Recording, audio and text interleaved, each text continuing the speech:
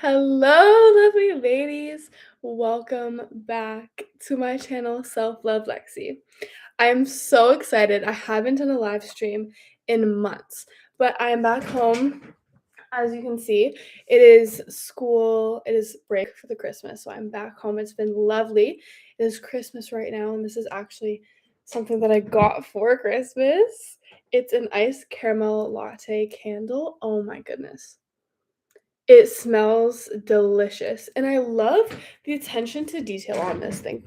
Like, the milk is just running down, but it's beautiful. It is so beautiful, and it smells incredible. And I thought I would just set the vibe for today because we are going into 2026 very soon. It is Thursday, December 25th, and we all know new year, new me. This year, we are rebranding ourselves to become the best version of ourselves, to lock in. One thing my sister kept saying is, this year I'm going to be the most locked in I've ever been. And I love this goal. I love this goal so much. So, the first thing we're going to be talking about is writing down who hurt you the most in life. If you are watching this live, hello. I love to see your comments. Please comment. I answer the questions at the end if there are any. So grab a notebook, okay? Pause this video if you're rewatching it, and just write down who hurt you the most in life. What did they do? Okay, what did they do? When I did this exercise a couple years ago, it changed my life. It changed my life, and I'll explain how. One, you're seeing a part of yourself on paper that you normally would suppress. In the society, it is so normal to hide the hurt part of ourselves because we don't want to be hurt. We don't want to be hurt. We want to be happy and light. At the same token, I feel like it is glamorized to be hurt. So, that being said, it is so important to do the shadow work for yourself and write down who hurt you the most. In my life, it was definitely my father when I've done this exercise. It was my father leaving, not knowing how to be a good dad, right? So that was mine. The next step, and before you click off this video, is to forgive this person. Alexis, how did you just make me write all this and now you're telling me to forgive them? Da, da, da, da.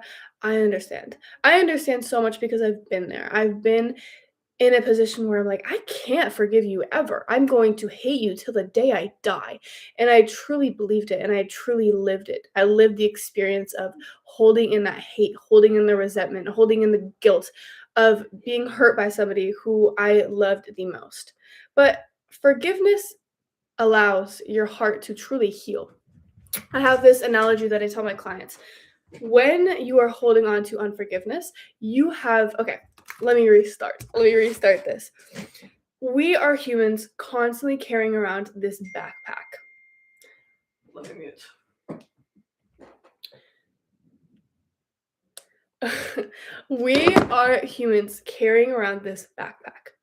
Every time you guilt, hold resentment, guilt, trauma, pain, suffering, you place this brick in your backpack. Every single time somebody has hurt you and you stood there and chose, because it's a choice, I'm sorry, I love you, but it's a choice, I am going to stay mad at you. I'm going to stay mad at you. When you choose that, you are putting a brick in your backpack. Why is this a brick? Well, one, it's heavy. It doesn't feel heavy for us when you're in the mode of resentment. In fact, we like to think that it's hurting the other person, when in reality, when you're holding resentment towards another person, they don't feel it. They don't care. It is doing absolutely nothing to them. They're not living in hatred or in guilt for hurting you. No, that's not how it's going at all. The only thing resentment is doing, it's piling up for you and hurting you. So with this backpack theory, the more resentment you're holding, the heavier your backpack is. And with this backpack, you're going into new friendships, new relationships with the same old trauma and back pain. But when you decide, because forgiveness is a choice, and I will explain more how to forgive because it is hard, especially with somebody who has hurt you the most in life. With forgiveness, you are taking the brick out one by one, and all of a sudden the back pain is gone. all of the sudden the trauma and everything that you have held onto is gone. And now you can go into relationships with a new mindset, an open mindset, this ability to learn how other relationships run. Because let me tell you, I study neuroscience. I study psychology. I'm so fascinated by our bodies and our minds. And we are programmable until the age, well, we're always programmable constantly. But your brain is like a sponge until the age of 7. So if you were introduced to abuse, if you were introduced to neglect and trauma as a young kid, that will naturally carry on with you throughout your adulthood unless you learn to do the inner work and forgive. And that is exactly what happened with me. When I was younger, I was abused, I was neglected, I was emotionally manipulated, I was bullied, so many things, and I held this on with me. And then in my future relationships, it would show up in so many different ways until I chose to heal through the trauma and forgive. And that is when everything in my life changed. I became a different person with different beliefs, a different mind, a different perspective of the world. So that is why it's important to forgive. It will only hurt you. Forgiveness will allow your soul to breathe. That's just it. And this is exactly how I did it. So, especially when sitting there after writing out everything this person did to hurt you, it is going to be so difficult, but this is what's needed. So, for me, it was my father who I had been hurt by the most in my life. What I did was write down, "You hurt me. This is everything that you did." I didn't hold back on any feelings. I said what I needed to say. And then at the very end of this page, I said, "But I forgive you for me." That's another point to forgiveness. Forgiveness does not equal reconciliation. We do not have to continue this relationship with the person just because we forgave them. That's not at all. Forgiveness is entirely for you, entirely for you. So I had forgiven him, let it go. And sometimes you'll need to forgive over and over and over again. Forgiveness is one of those things that it doesn't happen overnight. Even if you choose, I forgive this. A fun example: your friend had bullied you when you were younger, and you were like, "You know what? I forgive you. I forgive you." You decide this now. You decide to feel it. I forgive you. You decide to let them go. But then tomorrow, a pain comes back up when you think about this person. That is okay. That is natural. It is normal. Forgiveness is something that you may have to repeat. In fact, a lot of people, when doing this practice, they forgive somebody every single day. Every single day. You might have to forgive the same person multiple times, especially if a wound is deep. So, yeah, write it down. Decide every morning, ask God to help you forgive somebody. That's what I do. But my favorite practice, and I know I've said this, but I really want to go a little more in depth with it. You write their name at the top of the page. You explain everything that they did to you, everything you wish you could have said that you never got the chance to, everything about this person. You're not holding back one bit. And at the bottom of this page, you're going to write, "I forgive you," boom. And the key to this is actually feeling it. Even if you need to do a little ritual with it, for example, burning a paper after writing all of that, or crumpling it up and throwing it in the garbage and just fully releasing. Whatever you must do, release that energy from your body, even if you want to shake instead. Everything, energy and emotion, gets trapped inside of your body, and it is our job to release it. So that is one way, shaking. So that has been a huge helper in my life, is forgiveness, and not only forgiveness of other people who have hurt us, but forgiveness for ourselves, because we tend to be our worst critics. And it's actually a choice. We get to decide if we want to be our worst critics or our best friends. And it all comes down to forgiveness. Are you holding things in about yourself? Are you holding guilt in from what you did when you were a kid? All of it. That is the first action, first thing you need to do to make 2026 your best year, is forgiveness. If you really want to propel in this aspect, every single day in the morning when you wake up, forgive a new person, or forgive a new person for a different situation. Forgive the same person for a different situation. Okay? Number 2, decide who you want to be and be it. A lot of us, "I don't know who I want to be. I have no clue." The world is your oyster. You can be a whoever you want to be. Whoever. When I was younger, I used to feel like I was stuck in this this body of mine, and I was stuck being who I've always been. We're fed, "Oh, don't be fake. Don't be fake. If you change, you're fake." But that is not true. When I decided that one day I can like pickles and the next day I can hate pickles, and that doesn't mean I'm fake, that just means I'm human and I'm changing like a normal human being, my life changed as well. Because I realized a lot of things about myself I didn't really like. I didn't really like, and I continued because I didn't want to be fake. For example, people pleasing. When I decided not to be a people pleaser anymore, the person I wanted to be was not a people pleaser. She was a boss who stood her ground and didn't care, who was confident and walked into the room with confidence. When I decided to be that person and fully stepped into this person, I realized I can change. And I realized that change is good because it's one of the only things that are inevitable. You will constantly change and you are holding yourself back with this belief of, "Oh, I don't want to be fake." That's not true. So for this exercise, again, pause, come back to it, reflect even after this video. Perfect. Decide who you want to be. How do you want to dress? How do you want to talk to other people? How do you want other people to perceive you, feel about you? How do you want to feel about you? How do you want to walk into a room? Decide everything about yourself that you want to be because you are not the accumulation of your past. It doesn't have to be like that. Yes, your past happened. Yes, trauma happened. Yes, it shaped who you were, but you do not need to continue to be a hurt person because of what hurt you in the past. Okay? Decide who you want to be and go after it. A lot of people, especially during New Year's, they'll decide, "Oh, I want this. I want to go to the gym. I want to be consistent with this and this and this and this." And they'll start it because of that motivation in the beginning of the new year, but then it dies off. So what I'm asking for you guys to do is also create a plan. How are you going to get there? I decided a few years ago that I wanted to be a gym rat. I wanted the gym body. I wanted the big butt. I wanted the healthy lifestyle. I wanted all of this. And I took action, but not only took action, I planned getting there. What was I going to eat? When was I going to wake up? What outfits was I going to wear? What's my split? I planned all of this out beforehand so I can easily take action even when times are hard. Because believe me, you will never go a full year with having complete motivation to do something like go to the gym every day. It is impossible. It is not going to work. But what you can develop is consistency. Consistency with your plan. How do you create consistency with the plan? Have a plan first. Have a plan first and do it every single day despite how you're feeling. Obviously, take your emotions into account. I'm not one of those people that's going to tell you hustle, hustle, hustle, burn yourself out. No, we love rest over here. We love divine rest. We love being a woman. But it is important that you have an understanding of your emotions.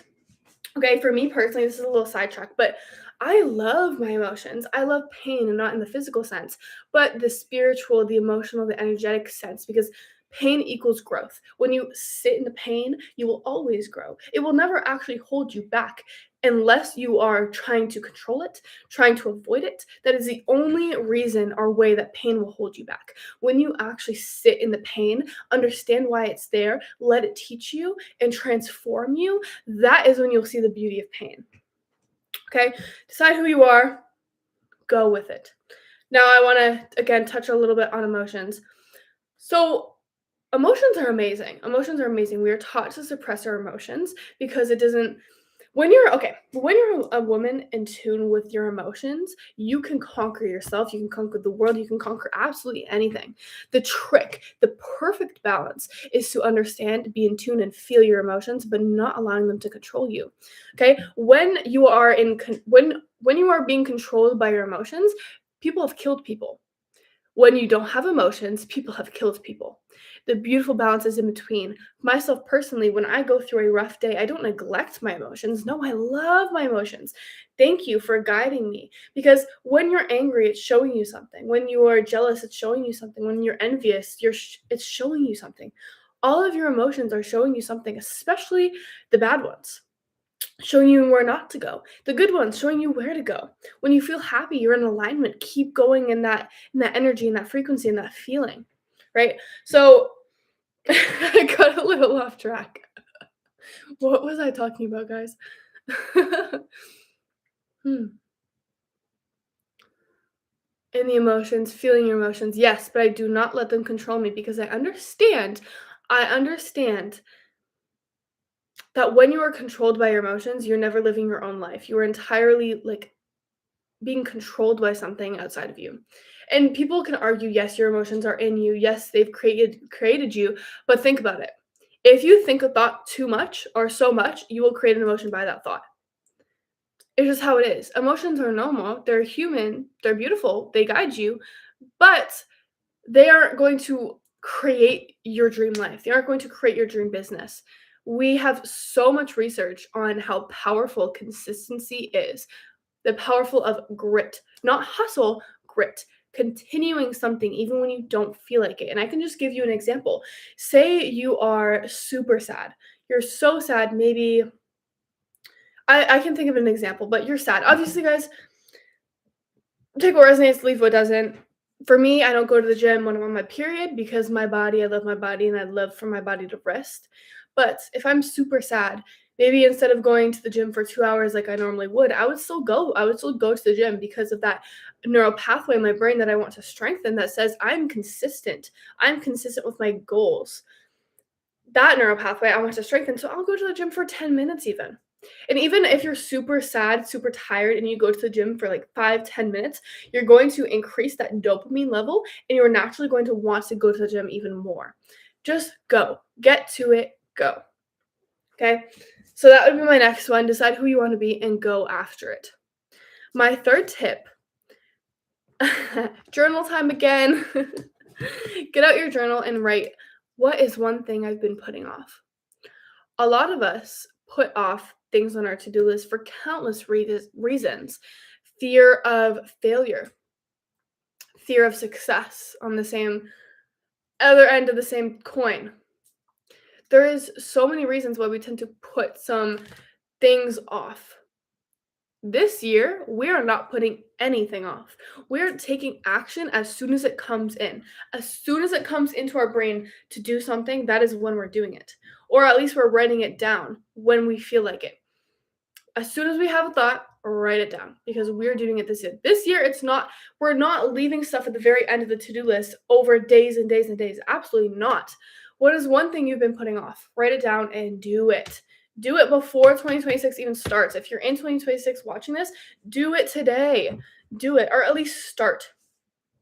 A lot of us, the worst part is starting. I remember in high school when I had countless of homework to do, like we always tend to look at the huge picture. I have to finish this whole paper and study for this whole test. If you look at it, I get to read a sentence right now and then continue that. It's so much easier.